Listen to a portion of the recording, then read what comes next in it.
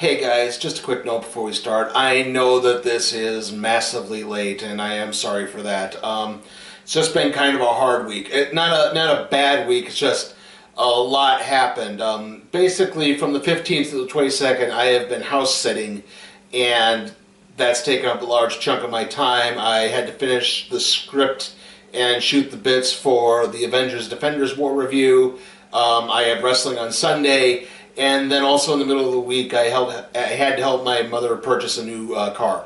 So, yeah, I've been a little, like I said, it's taken up a lot of time, and so things have kind of gone by the wayside, and I've had to try to make up for it as best as I can. And, you know, even after watching this movie, I had a long wait for pizza. So, sorry, let's get on with the review.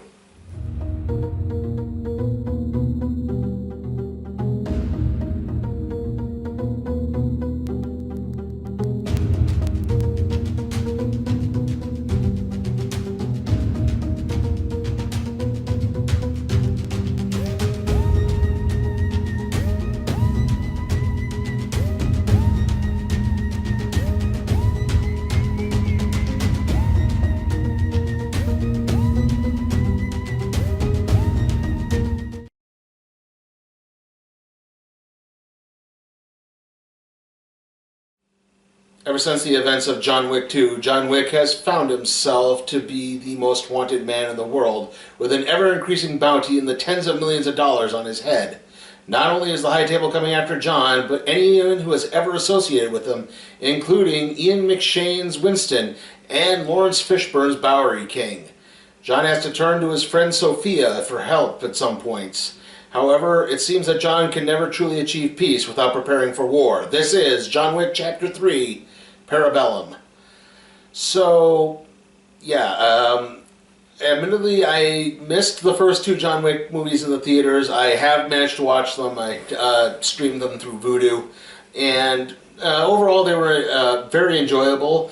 I liked the first one. The second one and this one have kind of the same problem in the sense that they tried to go grander in things, and unfortunately that has led to dullness. That's the best way I can describe it. Like, we have to be bigger, we have to be better, we have to be better, we have to be longer, and that's kind of led to things being really underwhelming sometimes.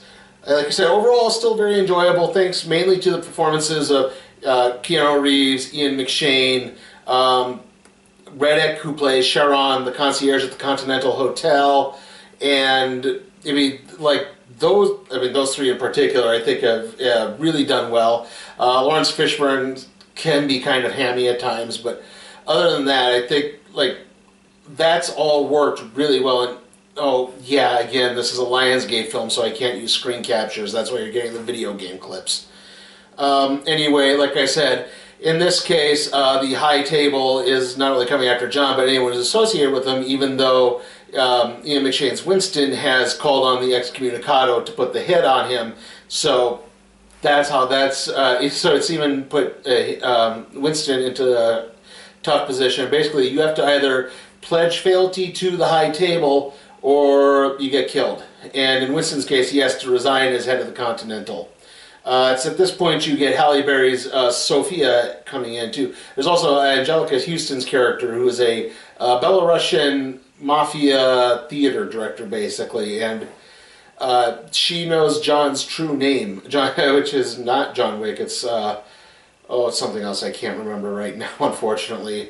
And John uses basically he has both Sophia and this Angelica Houston character kind of owe some debts to John, and he's able to call upon them to get passage to Casablanca because he needs to seek the Elder, who's like the founder of the whole High Table of Assassins group.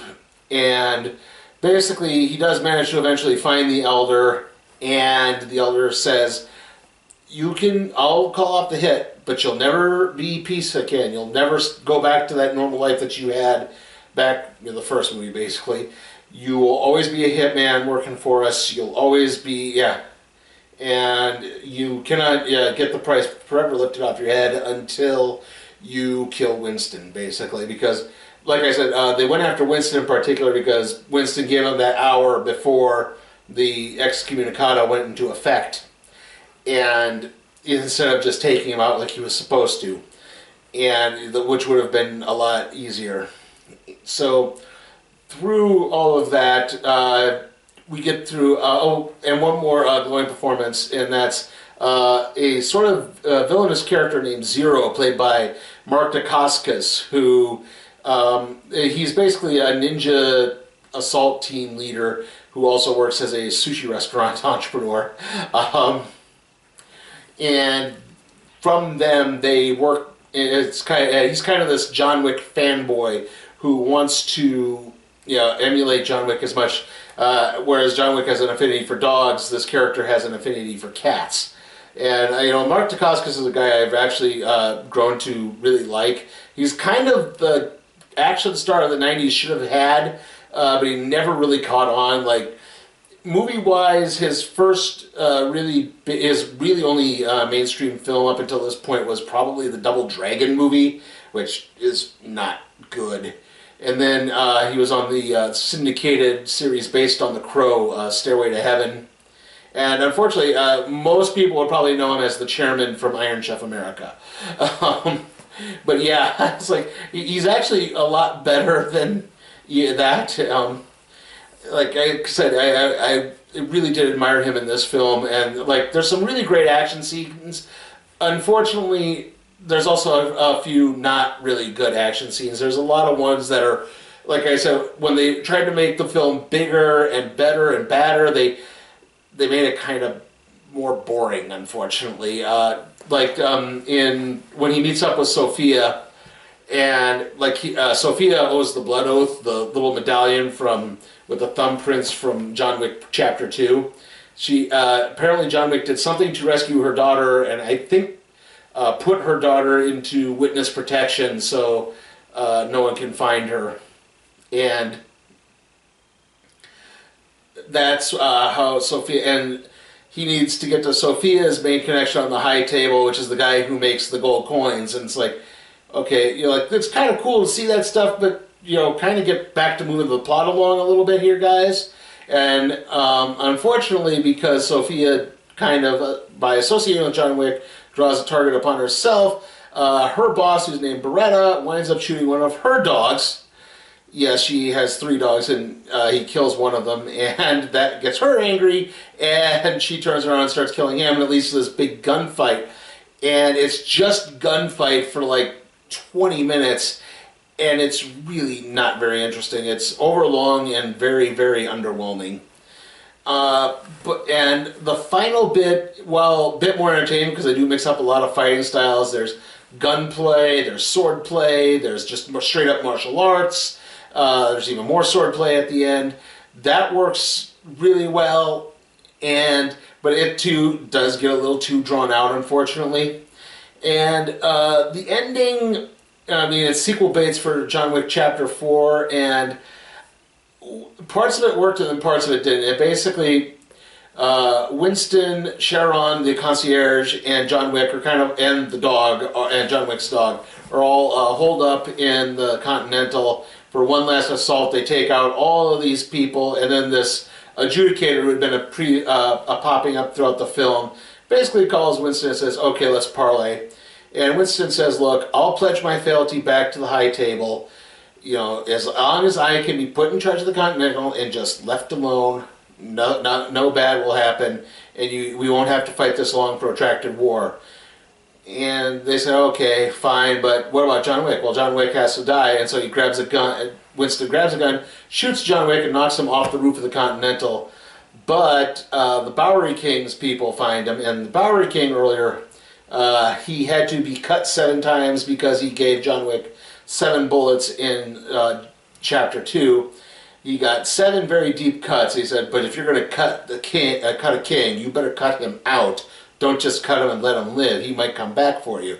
And basically, Chapter 4 is probably going to be John Wick and the Bowery King teaming up to finally take down the high table. And if there has to be a Chapter 4, fine, but let that be it, and let them do that. And stop padding these out. You need to streamline these movies down. The first movie worked so well because I think it was just so tightly paced, and we just went to action scene to action scene to action scene, and none of them felt bloated. So overall, I'm going to give John Wick Chapter 3 Parabellum a B. Saturday on the Love Boat. One sexy look turns Isaac's head right into a face-off with a jealous husband. Then, on Fantasy Island, a dream of stardom leads to the lair of the modern-day Marquis de Sade. Saturday night on ABC. Okay, trailer time, and we finally got some new trailers here. So, first up, we have a new trailer in Stuber. That's the Dave Bautista, Kumail Nanjiani movie. I saw this promoted during WrestleMania. Kumail is a Uber driver who gets called on by a police officer, and wild shenanigans ensue after that. It looked pretty funny. I'm trying to think if there's anything else coming. There's a lot of stuff coming out that week, actually, because also coming out that week is our next trailer, 21 Bridges. We got that one again. That's the Chadwick Boseman New York City thriller. After that, we have Crawl. That's the Sam Raimi film Sam Raimi produced film about the giant killer alligators in the hurricane. After that, we had Hobbs and Shaw. I think I've had that one before. We had Men in Black International again. We had Joker. Then Anna, that's the Luc Besson film about the supermodel turned super spy hit woman. And then last but not least, Angel Has Fallen. This is the third part in the Olympus/London Has Fallen series. You know, the Olympus Has Fallen, which was Gerard Butler, White House Down, and then London Has Fallen, which I think that pretty much says itself, and then Angel Has Fallen, which is Gerard Butler's character gets accused of trying to assassinate the president just as he's being named head of the Secret Service. So, yeah, I mean, it looked kind of entertaining. I'm trying to remember which one is generally considered better. Was it White House Down, or was it Olympus Has Fallen? I can't remember. Was it the Roland Emmerich, or was it the other one? Anyway, like I said at the beginning, if you might a little bit there, I said that I'm house sitting this week. In fact, after I'm shooting this, I basically have to go back. I've missed way too much time already. So the next video up will be the random trade review on the Avengers Defenders War. This video should be up on Saturday. That video will be up on Sunday. And then the recap and review for Money in the Bank 2019 will be up on Monday. See you all next time.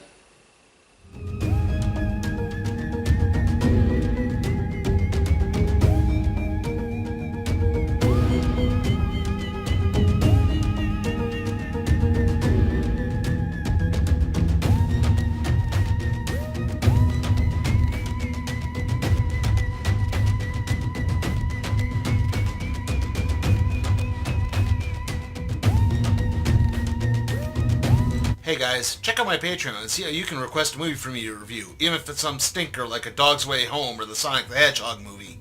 Also, if you like what you see, give the video a like, share, subscribe, and don't forget to ring that notification bell.